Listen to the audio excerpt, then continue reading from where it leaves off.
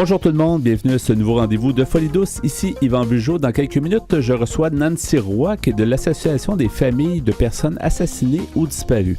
À l'Espresso et l'Espresso allongé, il sera question de dépression et alimentation. Notre collaborateur en début de deuxième demi, Jean-François Plouffe, nous amène son sujet. Il nous parle d'un jugement de JM contre l'hôpital Jean Talon. Alors tout ça dans le menu de Folie douce. Cette semaine, on commence en chanson et la chanson s'intitule « Fille de personne 2 » de Hubert Lenoir. Bienvenue à Folie douce.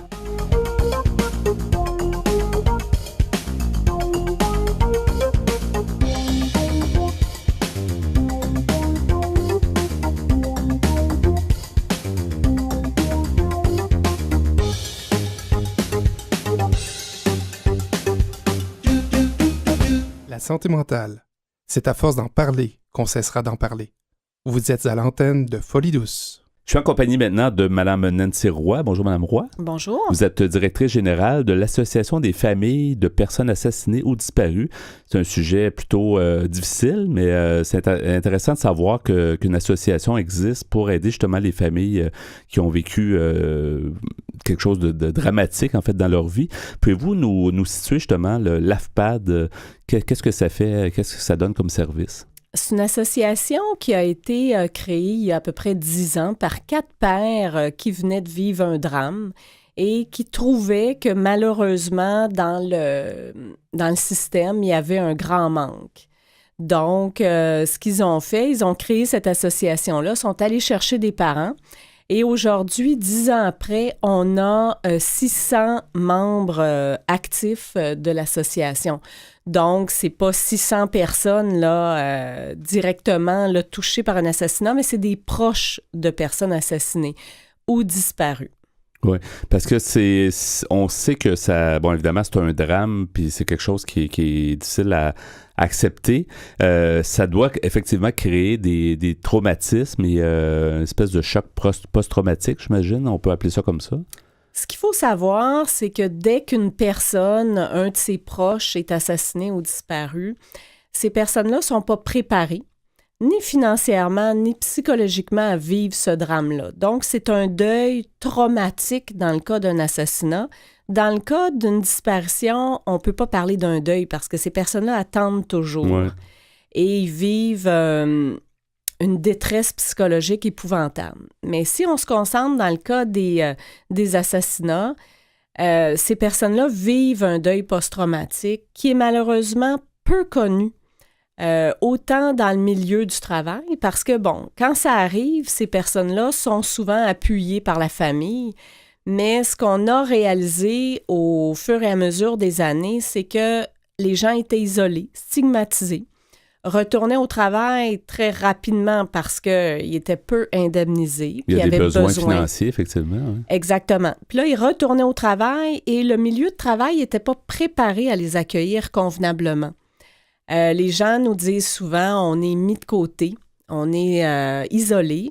Les gens ne savent pas quoi nous dire. La maman de Clémence Beaulieu, Patry, qui a été assassinée au Maxi, on se rappellera, nous disait souvent « les voisins rentrent quand on sort ».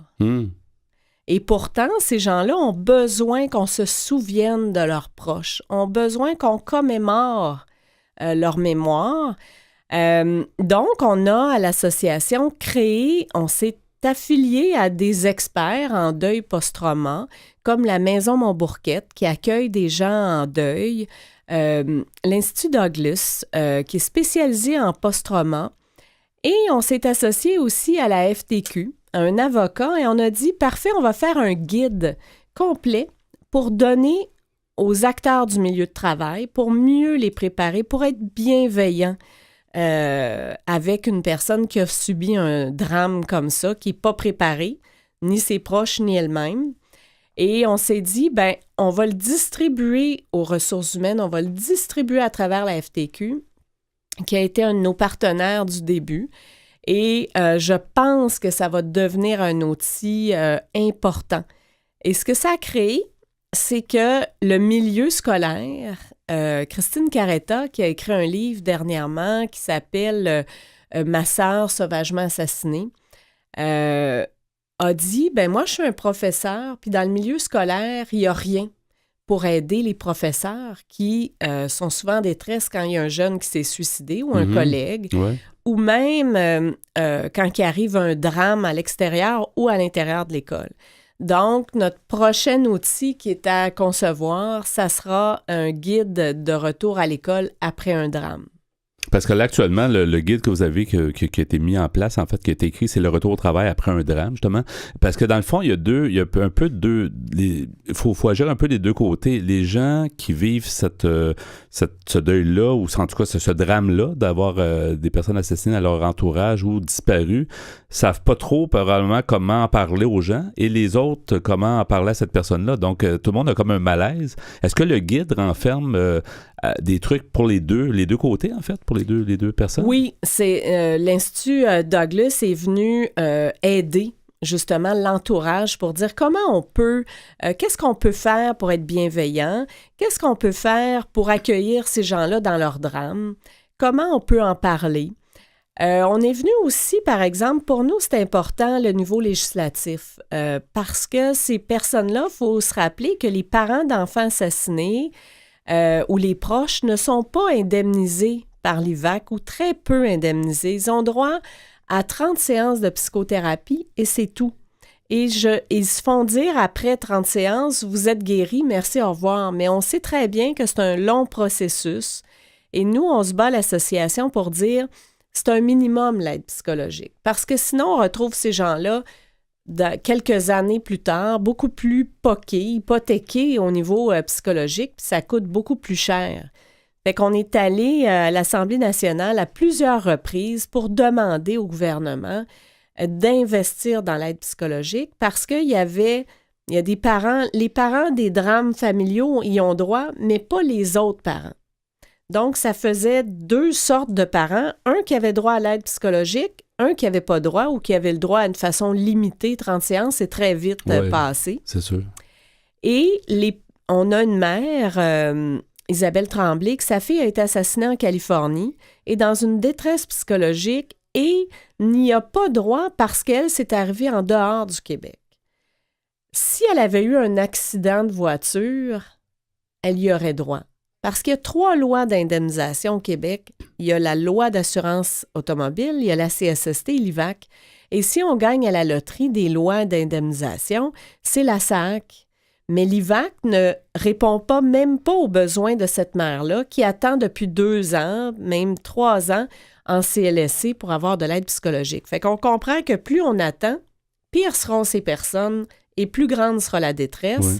Fait que je me dis, investissons dans l'aide psychologique et je pense que ces personnes-là vont réintégrer le marché du travail plus facilement, ne seront pas en arrêt de travail régulier ou répétitif ou récurrent. Ça va être des gens qui vont retourner dans la société beaucoup plus facilement qu'en ce moment. Donc, finalement, l'Association des familles de personnes assassinées ou disparues a comme 2 mandats. En fait, c'est d'aider les gens qui vivent ces drames-là, mais aussi de faire avancer les choses. Parce que, comme vous dites, il y a un monde là, de différence entre l'aide que les gens peuvent recevoir. Là. On ne peut pas se taire quand on voit cette détresse-là jour après jour. Quand on voit des parents qui se sont fait dire par la CSST, c'est pas des boîtes qui sont tombées sur ta fille. Moi, je ne peux pas rester muette. Fait que moi, je me dis, on va aller à l'Assemblée nationale, on va aller revendiquer ces droits-là. Mais en même temps, il faut leur offrir des services. Ce qu'on leur offre, c'est dans chacune des régions au Québec, il y a des déjeuners-causeries où la première heure est faite avec des psychologues et la deuxième heure est faite en échange parce que ces gens-là ont besoin de créer des liens de solidarité. Ils se comprennent entre eux. Ils s'isolent pas. Donc, une fois par mois, dans chacune des régions, il y a des déjeuners-causeries. On a également sur notre site, au www.afpad.ca, des capsules, soit sur le deuil traumatique, sur le choc post-traumatique, sur comment gérer des médias aussi. Quand un drame comme ça arrive, il faut pouvoir gérer ça. Fait qu'on a différentes capsules. On a un coffre à outils aussi. Quand il arrive une disparition, comment on gère le disparu, les biens du disparu, comment on gère de façon psychologique aussi parce qu'ils ne sont pas reconnus comme des victimes, c'est ça. Ces proches-là. Mais nous, on a un fonds d'aide où on on réussit peut-être à donner de façon ponctuelle un peu d'aide, un peu de répit. Des fois, on finance aussi de l'aide psychologique à ces gens-là. Madame Roy, comme individu, qu'est-ce qu'on peut dire à quelqu'un qui est endeuillé par une personne assassinée à son entourage, ou pire, à mon avis, quelqu'un qui est disparu parce que la personne ne peut jamais faire son deuil. Mais est-ce qu'il y a des principes de base? Il y a peut-être du cas par cas, mais comme individu, qu'est-ce qu'on peut faire? Comment on peut en parler ou comment on peut aborder ces personnes-là? Je pense que premièrement, il ne faut pas les fuir. Je pense qu'il faut les accueillir. Je pense qu'il faut peut-être aller consulter justement des capsules sur notre site ou de regarder le guide de retour en emploi. Il est disponible en format PDF. On peut même le mettre sur nos sites à nous. Oui. On peut le transférer. Je pense que ces personnes-là, il faut se rappeler qu'elles ont l'objectif ultime que tout le monde se rappelle, qu'on n'oublie pas leurs proches. Ouais. C'est des vies qui ont été volées. Souvent, nous, on organise des commémorations pour ces personnes-là, des plaques dans des écoles, des plaques dans des endroits où les gens vont passer, vont se rappeler.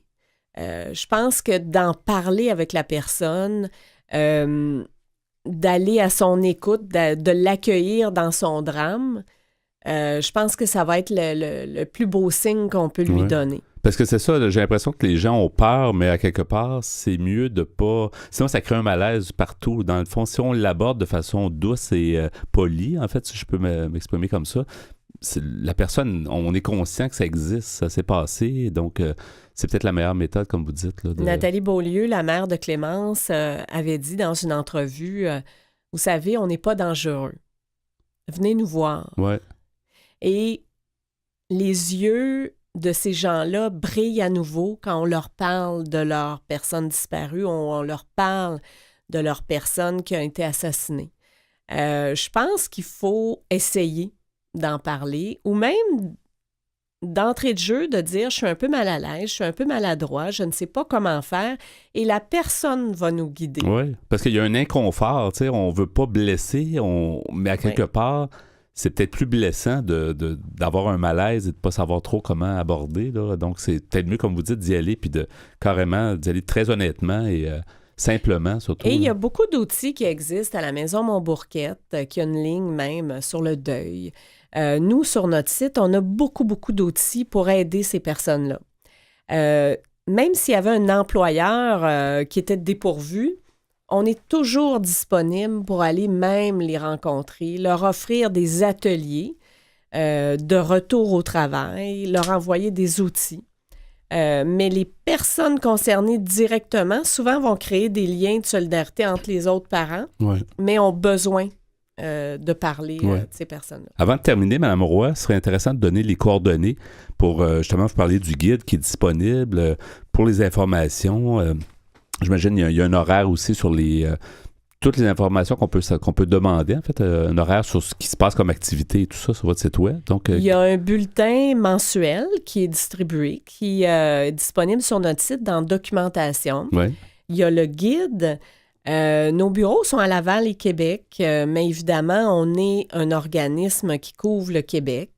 Et même souvent qui couvre le Canada parce qu'il y a peu d'organismes comme le nôtre, qui a été fondé par le sénateur Boisvenu. Donc, c'est peu... il y a peu d'organismes qui offrent ces services-là.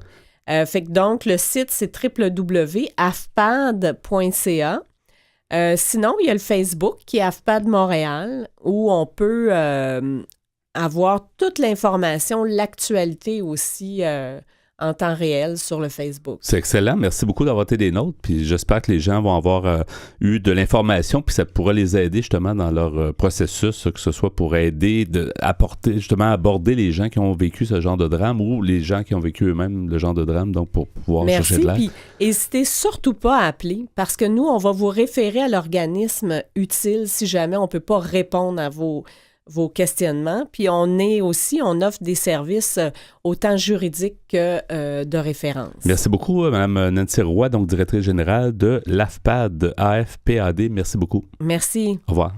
Vous voulez mieux nous connaître et communiquer avec nous?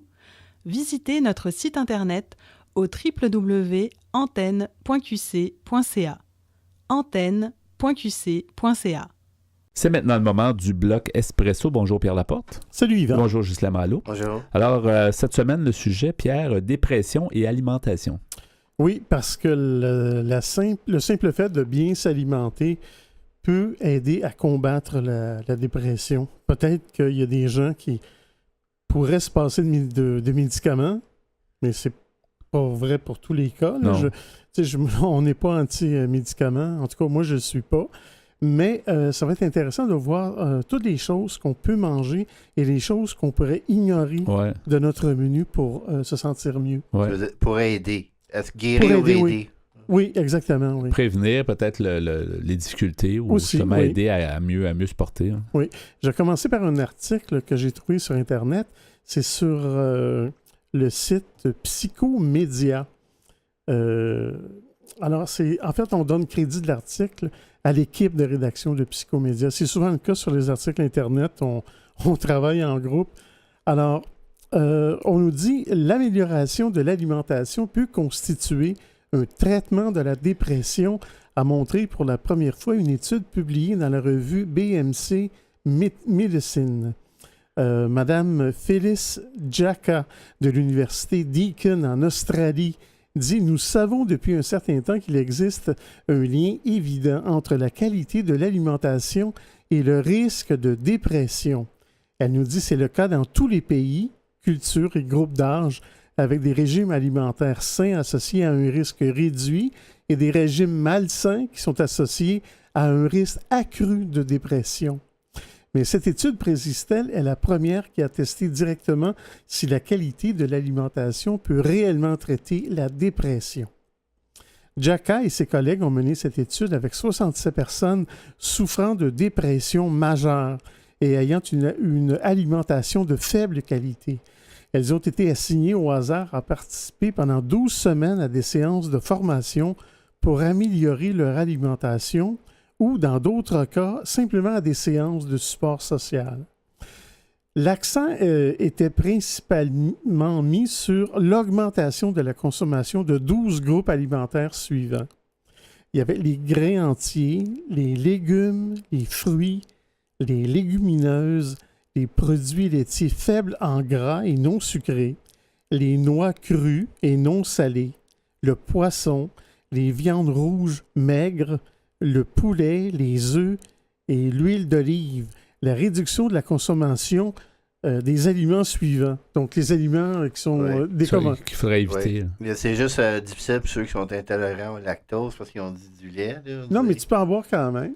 Non, moi, je suis intolérant au lactose. Non, mais ça, c'est un aliment, mais déjà, si tu t'en fais 11, c'est beau. Moi aussi, je suis intolérant au lactose, mais j'en bois pareil. J'achète du lait sans lactose. OK.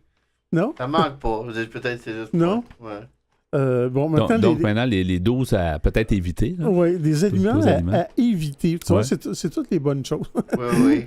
Non, en fait, c'est les bonbons, les céréales raffinées, les aliments frits, le fast-food, qui est un peu la même chose, au fond, les viandes transformées, les boissons sucrées et le vin rouge ou blanc au-delà de 2 verres par jour. Et tous les autres alcools, par exemple, la bière et les spiritueux. Mais ça dépend toujours de la grosseur du verre, parce que 2 verres par jour, c'est un grand verre. Oui, puis ça peut couper un peu de fun, puis ça témoigne... C'est pas c'est un dépresseur, là, l'alcool, mais ça peut... Le lendemain, surtout. Oui, ça peut couper un peu de fun. Non, mais en sachant que quand même un minimum, ça ne nuit pas tant que ça. Oui, bien on dit, tu vois, elle nous dit du vin rouge ou blanc, ou pas plus que 2 verres standards, de grandeur standard, par jour. Donc, on peut en boire un peu. Mais comme tu as raison, c'est beaucoup la quantité aussi. Les participants ont connu une réduction beaucoup plus importante de leurs symptômes dépressifs. Un tiers d'entre eux répondaient aux critères de rémission de la dépression, comparativement à seulement 8% des membres du groupe qui avaient seulement du soutien social. Madame Jacka nous dit que ces résultats ne s'expliquent pas par des changements dans l'activité physique ou le poids corporel, mais sont étroitement liés à l'ampleur du changement du régime alimentaire. Et ceux qui ont adhéré le plus étroitement au programme diététique ont obtenu la plus grande réduction de leurs symptômes. Madame Jacka continue en nous disant « Il est important de noter que la dépression augmente également le risque de maladies physiques courantes, comme l'obésité, le diabète de type 2 et les maladies cardiaques. L'amélioration de l'alimentation sera donc bénéfique contre ces maladies. L'étude suggère la nouvelle possibilité d'ajouter des diététiciens cliniques aux équipes de soins de santé mentale et de mettre le soutien diététique à la disposition des personnes souffrant de dépression. Oui, mais des fois, tu peux abuser. Il ne faut pas que ça soit tous les jours. C'est ça la différence. Tu veux dire pour les aliments non recommandés? Oui, tu peux aller dans un fast-food occasionnellement. Si tu y vas tous les jours, c'est un peu problématique. Mais tu vois, ceux qui ont suivi le régime, si je peux dire, de près, ont eu les meilleurs résultats. Comme dirait la vieille Maxime, c'est toujours la modération a bien meilleur goût. Et ce régime-là pourrait s'appliquer à tout le monde aussi, parce qu'on on va être juste en meilleure santé si on applique ça, effectivement. Exactement. Donc, je vais revenir plus tard dans la deuxième partie avec d'autres articles sur le même sujet. Donc, intéressant. Donc, le sujet dépression et alimentation, c'est toujours intéressant de s'en occuper parce que c'est quelque chose qu'on fait quand même chaque jour. Donc, c'est récurrent et ça aide beaucoup. Donc, on poursuivra à l'Espresso allongé à Folie Douce.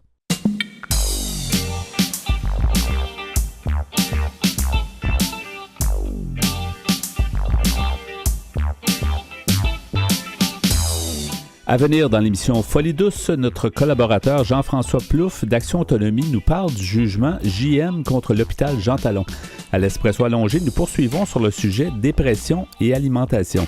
Vous entendrez aussi en chanson L'excuse moïste d'Adrienne Paul et Vintage Alos de Seba et Orgue. Vous voulez échanger avec nous, vous désirez participer à Folie douce, notre site web est antenne.qc.ca. Utilisateur de Facebook, YouTube et Twitter, cherchez Folie douce Radio pour nous trouver. Ou téléphonez-nous au 514-990-9604. Vous écoutez Folie douce, l'émission hebdomadaire qui démystifie les problématiques de santé mentale depuis plus de 25 ans. De retour au micro dans quelques instants.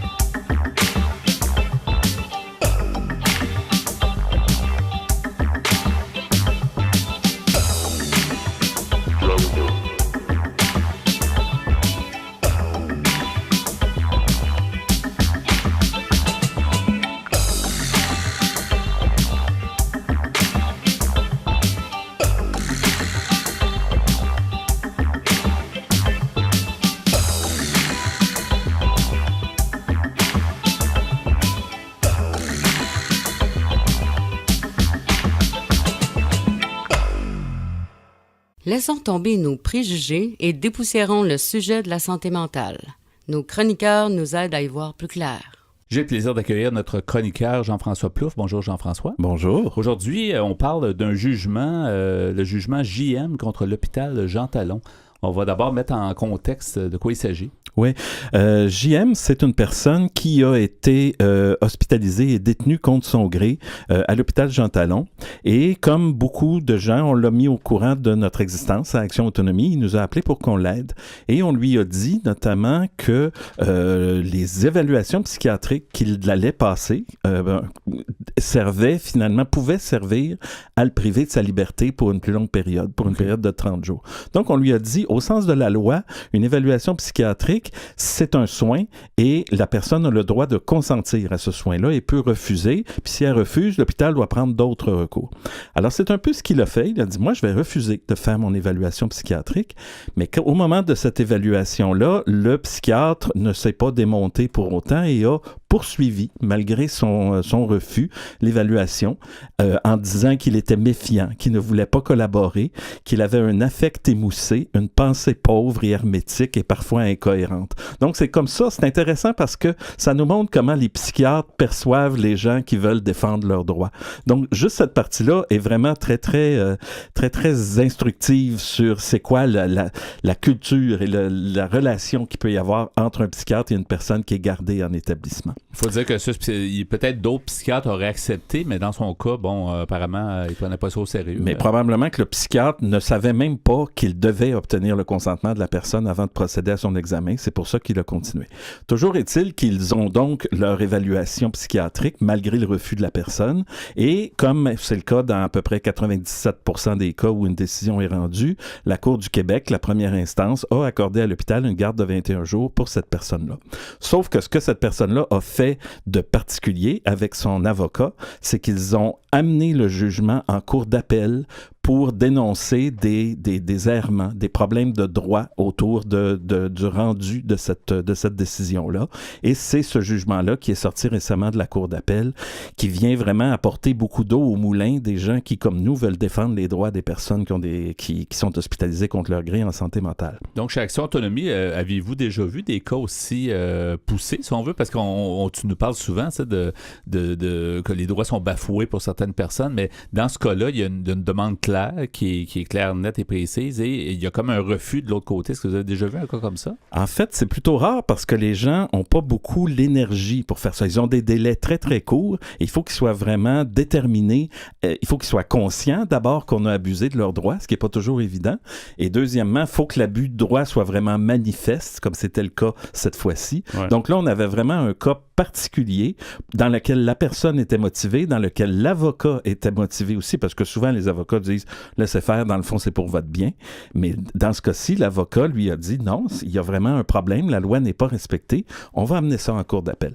Et c'est un long processus, mais bravo à cet individu-là, JM, donc qui a pu, malgré les problématiques qu'il pouvait avoir, maintenir si on veut, la pression, là, puis essayer de trouver finalement, d'aller au bout de son idée, du bout de sa demande. Là. C'est ça. Et ce qui est intéressant, c'est le contenu du jugement. Ouais. Le jugement, il porte sur plein de choses, mais notamment sur la notion de consentement, sur l'importance d'obtenir le consentement, le fait que JM, il avait le droit de refuser le soin proposé et que l'hôpital devait, dans ce cas-là, aller demander l'autorisation du tribunal pour lui faire son évaluation psychiatrique contre son gré. C'est ce qu'on appelle la garde provisoire. Nous, on sait que les hôpitaux ne demandent à peu près jamais de garde provisoire. Ils profitent de l'ignorance des gens pour leur passer des évaluations psychiatriques sans leur consentement et souvent à leur insu. Les gens sont même pas conscients qu'ils subissent une évaluation psychiatrique. Donc, le juge de la cour d'appel, les juges de la cour d'appel ont dit que dans ce cas-là, l'hôpital aurait dû obtenir aurait dû présenter une requête de garde provisoire pour l'examiner contre son gré et qu'elle ne l'a pas fait. Donc, le traitement qu'elle a fait à cette personne-là était illégal. Et la juge écrit dans son jugement contraindre une personne à demeurer là où elle ne veut pas et y subir contre son gré une évaluation psychiatrique, c'est porter atteinte à ses droits fondamentaux, à sa liberté et à l'intégrité de sa personne. Les ordonnances de garde en établissement ne sont possibles que lorsque permises par la loi, ce que le juge ou le tribunal ne peut déterminer qu'à la suite d'un examen structuré et rigoureux dans le plus grand respect des droits de cette personne-là. C'est exactement ce que nous, on prétend aussi et c'est exactement ce qu'on sait pertinemment qui se fait pas dans les hôpitaux et dans les tribunaux de première instance. C'est pour ça que ce jugement-là est si important. Plusieurs diront, j'essaie d'un peu de voir, j'imagine en société, les gens vont dire oui, mais s'il n'y a pas d'évaluation, comment on va pouvoir aider la personne à s'en sortir? C'est un peu, la personne a le droit de refuser un examen psychiatrique, sauf que s'il n'y a pas d'examen, on ne peut pas savoir qu'est-ce que la personne a. Donc, oui. Ce qui se passe, c'est que les hôpitaux trouvent ça trop compliqué, que ça prend trop de temps, que ça coûte trop cher de temps d'avocat. Alors, ils préfèrent y aller un peu par la porte d'en arrière, ne pas dire à la personne qu'ils sont en train de leur passer une évaluation psychiatrique et surtout de ne pas leur dire à quoi va servir cette évaluation psychiatrique-là si elle est concluante à leur dangerosité, qui reste à démontrer par ailleurs, puis c'est un autre aspect, mais c'est que ça ne sert pas à les soigner, cette évaluation-là, ça sert à les priver de leur liberté. OK. À les cataloguer aussi, à les étiqueter peut-être un peu plus. Ouais. Exactement. Ouais. Et donc, effectivement, la juge, elle parle aussi de la dangerosité. L'idée de démontrer la dangerosité d'une personne, c'est devenu de plus en plus une espèce de formalité. Il suffit que l'évaluation mentionne le mot « la personne présente un danger » pour que le juge dise « ben voilà, la preuve est faite que la personne présente réellement un danger ».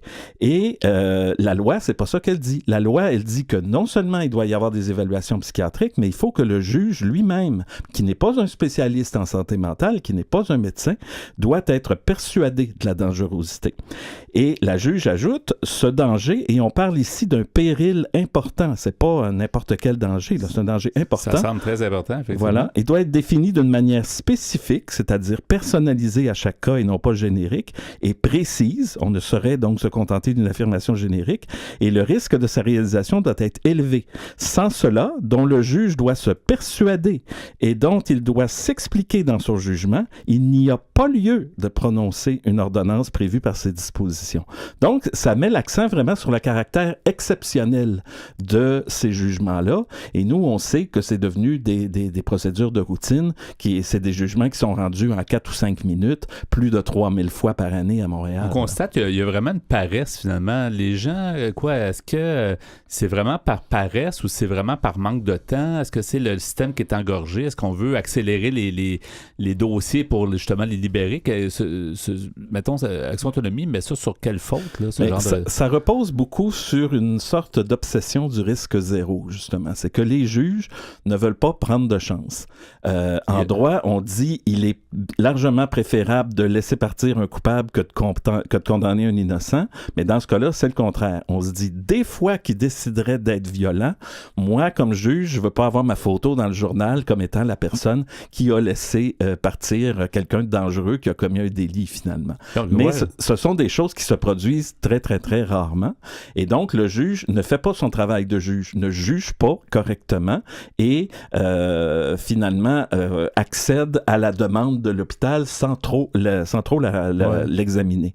Et il y a justement, on parle de la notion de risque là-dedans, parce que c'est un fait que si on refuse une garde en établissement, il y a un certain niveau de risque. Et la juge le reconnaît. Elle dit, on peut reconnaître que la libération d'une personne à l'expiration du terme prévu pourrait n'être pas sans risque. Ça se peut qu'il y ait un risque. C'est toutefois un risque que le législateur a soupesé, du moins est-il présumé l'avoir fait, lorsqu'il a adopté les dispositions législatives en cause et qu'il ne l'a pas convaincu de légiférer autrement. Ça veut dire que le juge, son travail, sa mission, c'est de faire en sorte que la loi, telle qu'elle a été faite par le législateur, soit appliquée. Et il n'y a pas à se préoccuper de considérations morales ou autres. Il fait du juridique. Un juge, c'est là pour appliquer des lois, pour faire du juridique et non pas pour faire du travail social ou de la compassion ou quoi que ce soit. C'est pas ça l'élément qui doit être pris en compte. C'est est-ce que j'ai devant moi une preuve suffisamment solide qui démontre que cette personne-là présente un réel danger?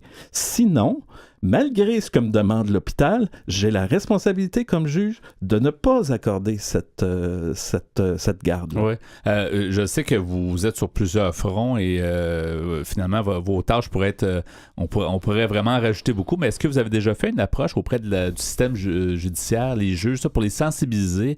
Je sais qu'il y avait un tribunal qui était plus sensibilisé au niveau de la Ville de Montréal, entre autres, là, au niveau de la santé mentale, mais est-ce qu'il y a moyen de peut-être sensibiliser? C'est très difficile parce que dans la société, il y a deux catégories de personnes sur lesquels on n'a à peu près aucun contrôle. Ce sont les médecins et ce sont les juges. Les juges, ils doivent avoir une forme de sérénité, ils ne doivent pas pouvoir être facilement influencés. Donc, c'est très, très difficile pour nous de contacter directement la magistrature. On passe beaucoup par les avocats parce que c'est le rôle des avocats. Le but de ce pourquoi on veut faire connaître ce jugement-là, c'est que les avocats qui défendent les personnes les défendent correctement et qu'elles évoquent le contenu de ce jugement-là. Et à partir du moment où on l'aura fait, le juge qui est là ne pourra pas faire comme s'il ne l'avait pas entendu et va devoir tenir compte de ce jugement-là. Parce que ça crée un peu une jurisprudence, c'est un peu un précédent, donc au moins il y a une base pour partir, pour dire ça existe et les droits ont été bafoués, donc il faut qu'on s'en serve. C'est ça. En droit, il y a deux types de références. Il y a la jurisprudence et il y a la doctrine. La doctrine, c'est des écrits théoriques sur lesquels les juges peuvent s'appuyer à certains moments, mais la jurisprudence, c'est beaucoup plus fort parce que c'est des jugements qui ont été rendus par leurs collègues dans le passé. Et là, effectivement, on en a un jugement. Il y en existe quelques autres aussi, mais celui-là est récent, celui-là est très, très étoffé. Celui-là fait vraiment le tour de la question et on invite les personnes, notamment à qui cet événement-là pourrait arriver, qui pourrait être gardé contre leur gré en établissement, d'une part à contacter un avocat parce qu'il faut absolument être défendu par un avocat et de mettre au courant l'avocat de l'existence de ce jugement-là, c'est-à-dire le jugement JM contre l'hôpital Jean Talon du CIUS du nord de l'île de Montréal, parce qu'il y a vraiment là une source de défense très, très, très, très étoffée et que les juges ne peuvent pas ignorer, ne peuvent pas contester parce que c'est un jugement, c'est de la jurisprudence, justement. Oui. Ce n'est pas que de la doctrine. Oui, et juste sans décourager les gens, ça a pris combien de temps, tout ce processus-là, en pensant aussi que ça a dû être envoyé à la cour d'appel et tout ça? Est-ce que ça a été long? Ce qui se passe évidemment dans ces cas-là, une garde en établissement, ça dure généralement entre 21 et 30 jours. Donc, dans le cas particulier de JM, il a été libéré par l'hôpital avant le délai de 21 jours qui avait été accordé par la Cour du Québec, probablement parce que l'hôpital, se rendant bien compte qu'il représentait aucun danger, a dit on n'aggravera pas notre cas parce qu'il savait qu'il était déjà rendu en cour d'appel, on n'aggravera pas notre cas puis on va le laisser partir plus rapidement, ça va peut-être amadouer un peu les juges de la cour d'appel, mais c'est sûr que même si l'événement lui-même est passé, l'intérêt de ce jugement-là, c'est que cet événement-là va rester dans les annales, va rester dans la jurisprudence et on va pouvoir l'évoquer dans le futur pour défendre d'autres personnes. C'est une bonne nouvelle. En terminant, Jean-François, les coordonnées pour joindre Action Autonomie, vous êtes toujours ouvert pour de l'information, pour défendre des gens ou en tout cas les aider à se défendre eux-mêmes, vous les accompagner. Comment on peut vous joindre? Alors, vous pouvez nous joindre au téléphone au 514-525-5060 et vous pouvez aussi consulter notre site Internet au www.actionautonomie.qc.ca. Merci beaucoup, Jean-François Plouffe. À une prochaine. Merci à vous. Au revoir. Que vous soyez au boulot, dans l'auto, à moto ou à vélo, en manteau ou en speedo, vous écoutez Folie douce. C'est maintenant le moment du bloc Espresso allongé. La suite, entamée plus tôt, Pierre Laporte. Tantôt, donc dépression et alimentation. Tu nous as donné des aliments qu'on doit éviter et des aliments qu'on devrait consommer plus, ou en tout cas qu'on devrait consommer pour Exactement. aider. Tu disais que c'était bon pour la santé en général, puis c'était bon pour tout le monde. Pour tout le monde, c'est sûr. Je suis d'accord avec toi. C'est sûr. Et je vais vous lire un autre court article que j'ai trouvé sur Internet, sur le site Psychomédia. Il y a un chercheur du nom de James Gangwich qui est chercheur à l'Université Columbia à New York. Et il raconte, quand j'étais un gamin, j'étais presque comme un junkie des bonbons, a-t-il rapporté au Time Magazine. Il disait, j'ai remarqué que si je mangeais beaucoup de sucre, je me sentais down le lendemain. Il a arrêté de manger des sucres ajoutés il y a des années, mais est resté curieux de savoir si la malbouffe pouvait rendre les gens déprimés. Avec ses collègues, il a analysé des données concernant environ 70 000 femmes ayant passé l'âge de la ménopause qui ont été suivies pendant 3 ans. Une alimentation dont l'indice glycémique, donc le taux de sucre, était élevé, incluant des sucres ajoutés et des céréales raffinées, comme du pain blanc, du riz blanc, etc., était associé à une plus grande probabilité de dépression. Les sucres ajoutés et non la quantité totale de sucre ou de glucides étaient fortement associés à la dépression.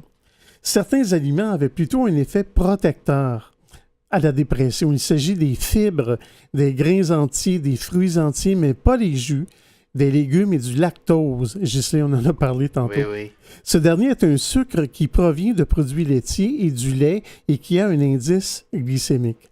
L'étude ne portait pas sur les mécanismes en cause, mais les chercheurs notent que la surconsommation de sucre raffiné et de féculents est un facteur de risque pour l'inflammation et les maladies cardiovasculaires qui ont toutes deux été liées au développement de la dépression. En passant, les sucres raffinés sont des sucres uniquement caloriques et n'apportent aucun autre élément nutritif. On peut dire, moi je dis d'une certaine façon, les sucres raffinés, c'est les sucres sucre artificiel qu'on ajoute. Comme on dit, manger des cochonneries.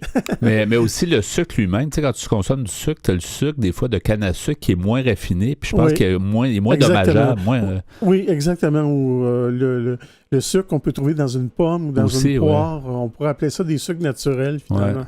Donc, oui, c'est vrai que c'est meilleur.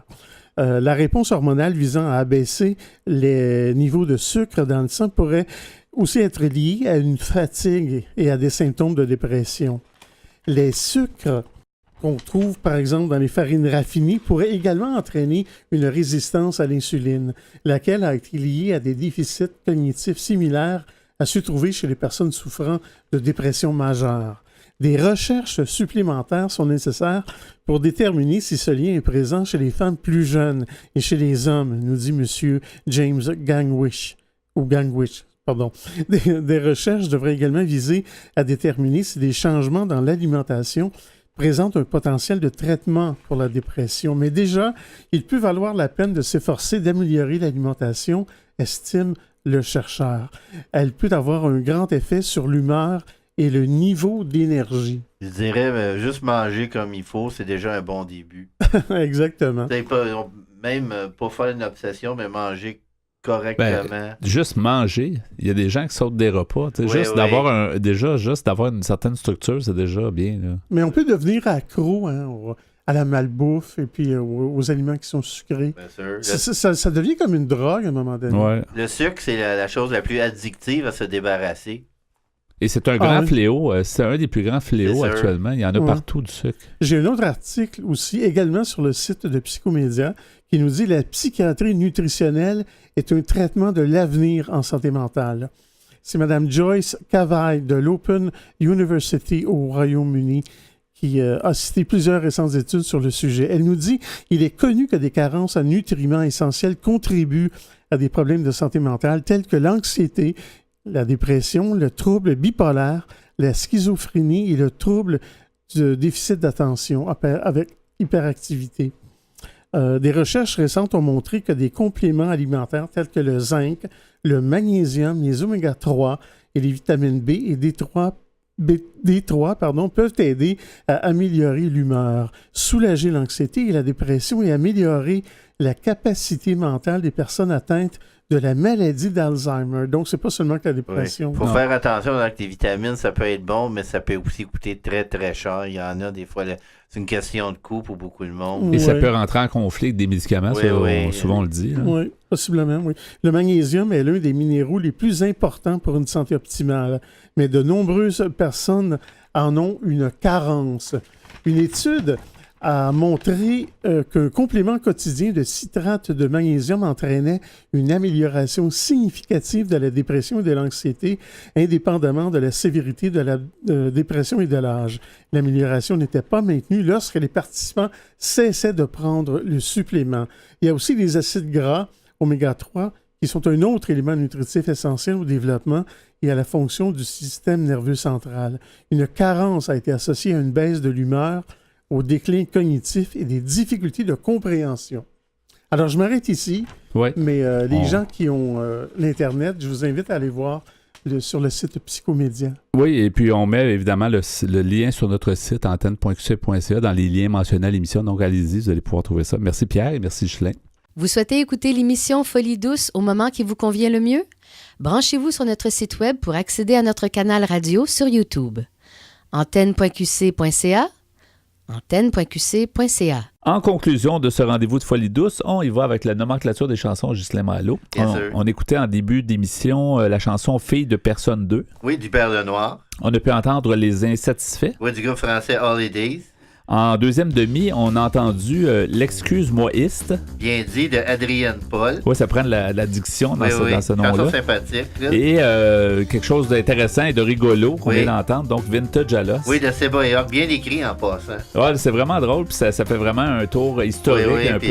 C'est une bonne chanson, bien écrite. Oui, effectivement. Merci beaucoup pour votre choix musical à toi et à Pierre. Oui, merci. Merci à Pierre à la mise en onde. Bienvenue. Ainsi que pour tes blocs Espresso et Allongé, où tu nous as parlé de dépression et alimentation. nutrition, donc des bons aliments justement qu'on doit prendre, donc c'est quand même très bien pour la santé. Notre invité en début d'émission, qu'on remercie, Nancy Roy de l'Association des familles de personnes assassinées ou disparues, donc l'AFPAD. Alors merci beaucoup Mme Roy d'avoir été des nôtres. Notre collaborateur Jean-François Plouffe d'Action Autonomie était aussi avec nous en début de deuxième demi et nous a parlé d'un jugement de JM contre l'hôpital Jean Talon. Alors tout ça dans le menu de Folie douce cette semaine, c'est Yvan Bugeaud à l'animation.